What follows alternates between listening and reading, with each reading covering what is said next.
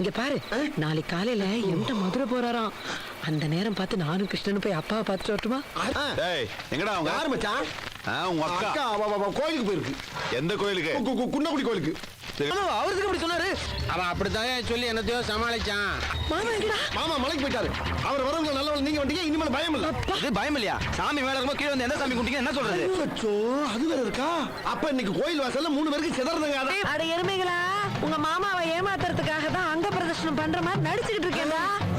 எல்லாம் உங்களுக்காகத்தான். ஜோசியக்காரு, உங்களுக்கு கிரக சரியில்லையா, அதுக்காக இப்படி குன்னக்குடி கோயில் அடிவாரத்துல அங்க பிரதர்ஷனம் செஞ்சு வேண்டிக்கிட்டா எல்லாம் சரியா போயிருமா. அதுக்காக காலையில இன்னைக்கு நேரமே நானும் கிருஷ்ணனும் அப்படியே ஊருக்கு போயிட்டு ஊருக்கா?